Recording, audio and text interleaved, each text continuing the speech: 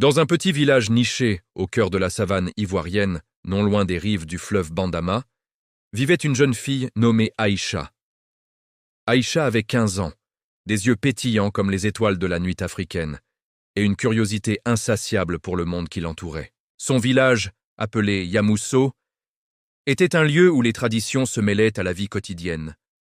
Les femmes pilaient le manioc sous les baobabs centenaires, les hommes chassaient ou cultivaient le cacao, l'or vert de la Côte d'Ivoire, et les enfants apprenaient les contes ancestraux autour du feu le soir. Mais Aïcha rêvait plus grand. Elle voulait explorer au-delà des collines, apprendre à l'école de la ville voisine, et un jour devenir enseignante pour partager les leçons de la vie avec les générations futures. La première leçon que Aïcha apprit fut celle de l'unité et de la solidarité communautaire, un pilier de la vie africaine en Côte d'Ivoire. Un jour, une terrible sécheresse frappa le village. Les cultures de maïs et d'igname se fanèrent sous le soleil implacable, et les puits s'asséchèrent. Les villageois, affamés et inquiets, se réunirent sous l'arbre à palabres, un immense fromager où les décisions étaient prises collectivement.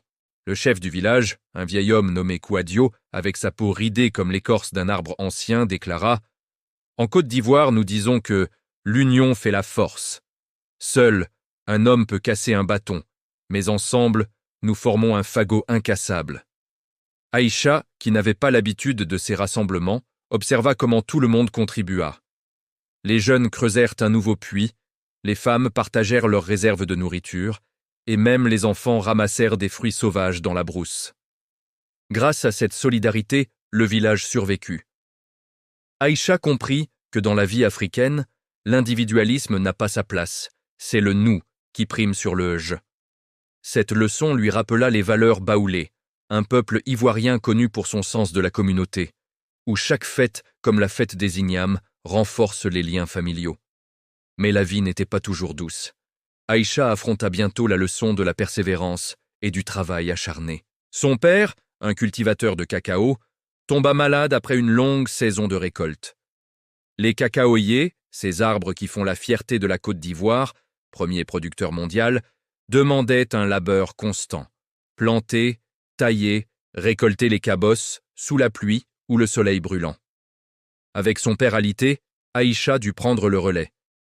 Au début, elle se découragea. Ses mains saignaient des épines et les insectes la piquaient sans relâche. « Pourquoi tant d'efforts pour si peu ?» se plaignit-elle un soir à sa grand-mère, Mémé Fatou, une sage-femme respectée du village. Mémé Fatou, assise sur une natte tressée, lui raconta l'histoire des premiers colons ivoiriens qui avaient lutté contre la colonisation française pour cultiver leurs terres. « En Afrique, ma fille, la persévérance est comme le fleuve Comoé. Il coule lentement, mais creuse son chemin à travers les rochers. Sans travail, pas de récolte. Sans récolte, pas de vie. » Inspirée, Aïcha redoubla d'efforts. Elle apprit à greffer les plants, à lutter contre les maladies des arbres, et bientôt, la plantation reprit vie. Cette expérience lui enseigna que dans la culture ivoirienne, influencée par les ethnies comme les Sénoufos du Nord, le travail n'est pas une punition, mais un chemin vers la dignité et l'indépendance. Au fil des mois, Aïcha découvrit la leçon de l'honnêteté et de l'intégrité, souvent transmise à travers les proverbes africains.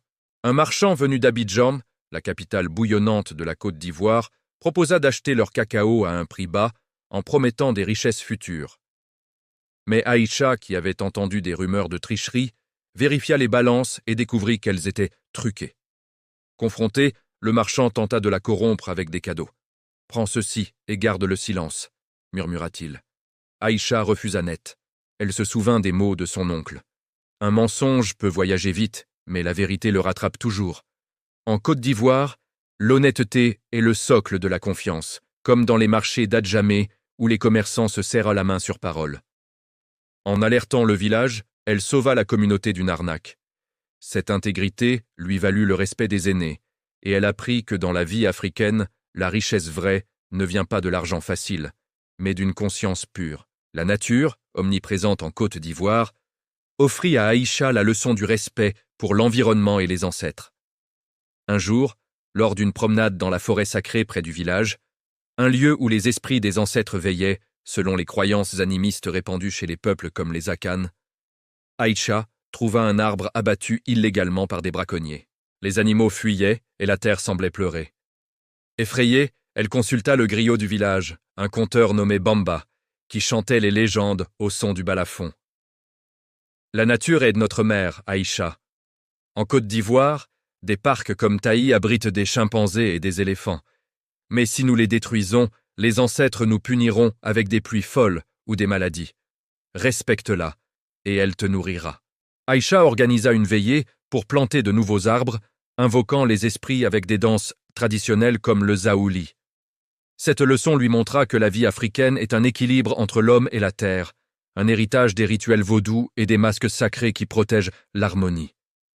L'amour et la famille enseignèrent à Aïcha la leçon de la loyauté et du pardon.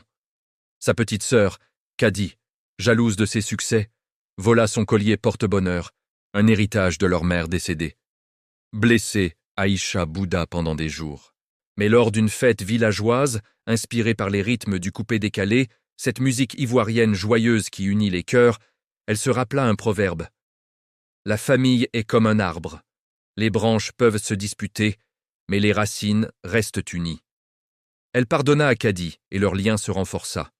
Dans la société ivoirienne, marquée par des ethnies diverses comme les Dioula et les Bété, la famille élargie est un filet de sécurité où le pardon guérit les blessures. L'éducation devint la leçon de l'ambition et de la connaissance. Aïcha, malgré les obstacles, s'inscrivit à l'école d'Abangourou. Les routes étaient de mauvaises et les livres rares, mais elle marchait des kilomètres chaque jour. Son professeur, un homme instruit revenu de France, lui dit « En Côte d'Ivoire, depuis l'indépendance avec Félix Houphouët-Boigny, l'éducation est la clé de la liberté. Sans elle, on reste enchaîné à l'ignorance. » Aïcha excella, apprenant l'histoire de son pays, la lutte pour l'indépendance, les crises politiques, mais aussi la résilience du peuple. Cette leçon lui apprit que dans la vie africaine, la connaissance n'est pas un luxe, mais un devoir pour bâtir un avenir meilleur. Enfin, Aïcha affronta la leçon de la résilience face à l'adversité. Une guerre civile éclata dans le pays, comme celle que la Côte d'Ivoire a connue par le passé. Le village fut menacé, mais les habitants, unis, protégèrent leurs biens et leur vie. Aïcha, devenue leader, organisa des veillées de paix, rappelant que les cicatrices d'hier font la force de demain. La Côte d'Ivoire, avec sa devise « Union, discipline, travail », renaquit de ses cendres, et Aïcha comprit que la résilience est l'essence de l'esprit africain. Des années plus tard, Aïcha devint enseignante à Yamoussoukro. Autour du feu, elle racontait son histoire aux enfants, transmettant ses leçons. Unité, persévérance, honnêteté, respect pour la nature, loyauté, éducation et résilience. La vie en Côte d'Ivoire, disait-elle, est un tissu tissé par nos ancêtres. Chaque fil est une leçon. Ensemble, ils forment une tapisserie invincible.